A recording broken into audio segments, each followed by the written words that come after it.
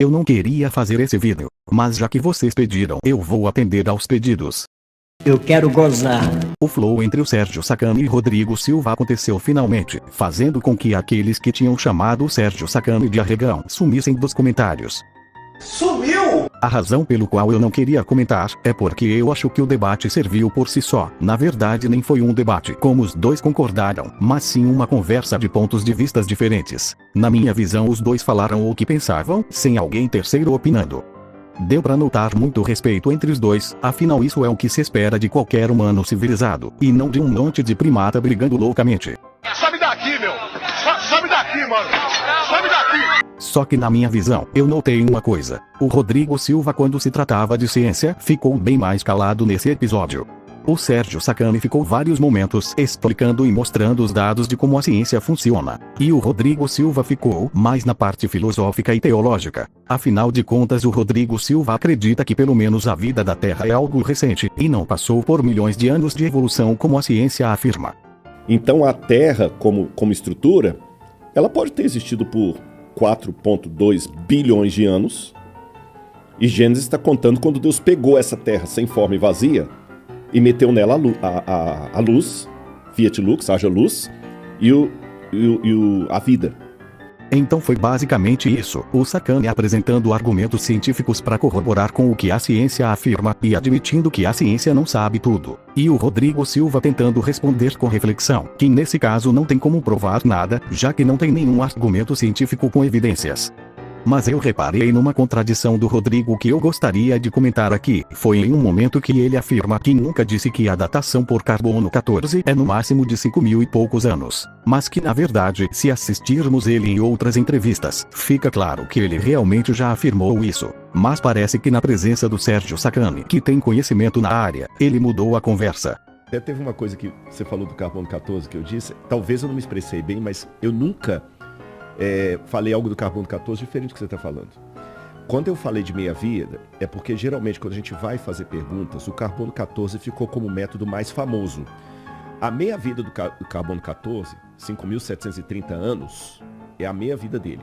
Aí eu falo, a partir disso, talvez foi aí que deu a confusão de achar que era 50 e 50, eu falo, a partir dos 7.730 anos, o que sobra de carbono vai sendo cada vez mais difícil datar, cada vez mais difícil, e a única diferença da resposta, que até acho que aqui também eu falei, da minha para o Marcos, é que você chegou a 50 mil anos, eu levei o limite máximo de 30 mil. Por que eu levei 30 e ele está levando 50? Porque assim, é muito, mas muito difícil você achar resíduos de carbono para chegar a datas acima de 30 mil anos. Agora, a meia-vida deles é 5.730 anos, porque é mais do que isso, não sobra moléculas de C12 e 14 para fazer a análise. Então, carbono 14 nunca vai dar milhões de anos. Tá bom? Nunca vai dar milhões de anos para carbono 14 é impossível. 5.730 é a meia-vida, é o máximo.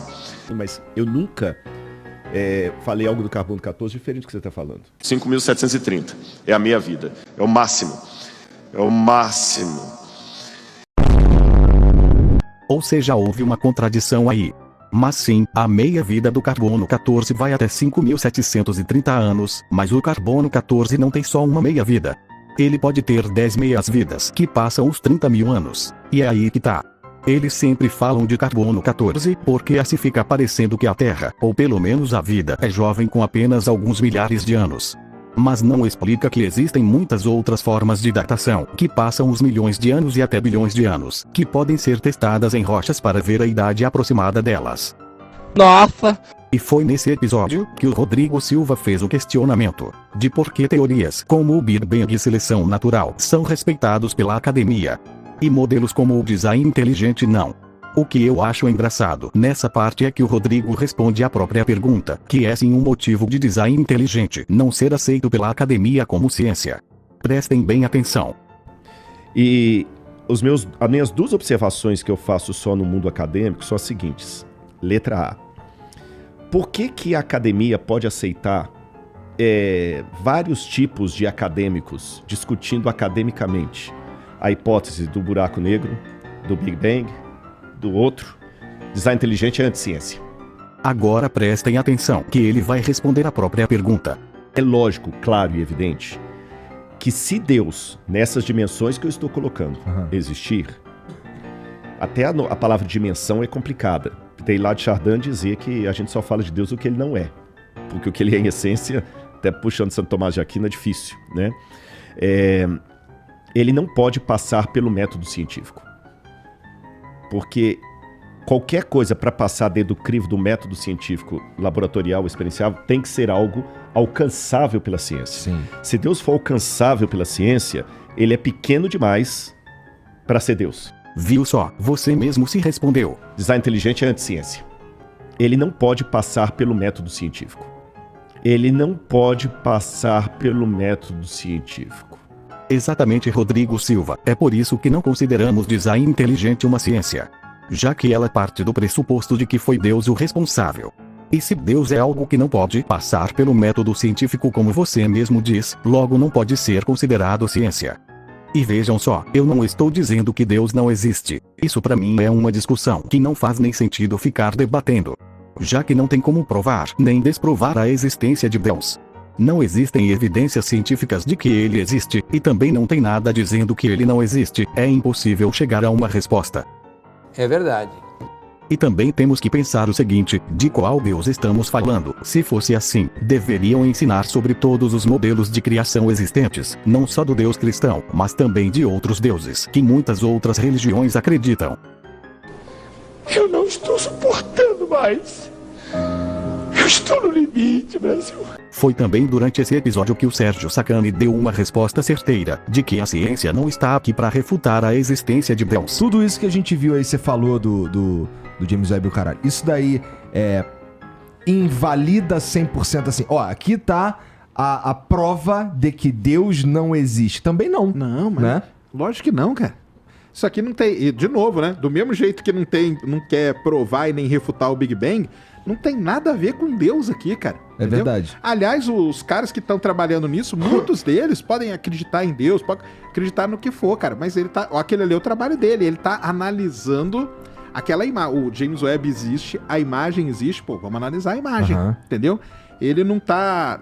Nada disso, pode ser também que possa passar essa impressão que os cientistas meio que trabalham para refutar a existência de Deus, entendeu? Jamais, cara, jamais. Eu, pelo menos, não conheço nenhum cientista que fala assim, cara, eu vou fazer isso aqui só pra provar que Deus não só existe. pra provar que Deus não existe. Cara, ele não vai conseguir de jeito nenhum, entendeu? Porque como que ele vai provar, né? Um negócio que cara, é que igual disse o Rodrigo, é um axioma, né? Um negócio... E eu tiro meu chapéu para o Rodrigo Silva nesse episódio, pois diferente do Marcos Eberlin, ele pelo menos admitiu que não era especialista no assunto. Diferente do Eberlin, que usa sua formação em química para falar as mais diversas besteiras, como o dinossauro vegetariano na Arca de Noé. E eles passaram vários momentos falando de outros assuntos, mas como a maioria das coisas que o Rodrigo Silva falou eram relacionados à filosofia e teologia, eu acho que não cabe ficar comentando aqui, já que esse é um canal de ciência. Mas ao meu ver o Sérgio Sacani se saiu melhor nas argumentações, pois como já disse, ele usou argumentos científicos para explicar as conclusões da ciência, e não filosofia para justificar suas ideias. Ainda bem. Independente disso, eu não tenho nada contra o Rodrigo Silva, só acho que muitas coisas que ele fala, ele não tem tanto embasamento científico para argumentar, então prefere usar argumentos filosóficos e teológicos para corroborar com o que acredita, e que cá entre nós, esses tipos de argumentações não têm relevância nenhuma perante o método científico. E esse é o maior problema do design inteligente. Eles não têm evidências científicas sólidas nenhuma para provar nada, e só usam argumentos da Bíblia para justificar suas ideias. Por isso não são aceitos pela maioria dos acadêmicos. Ele não pode passar pelo método científico. Não consegue, né?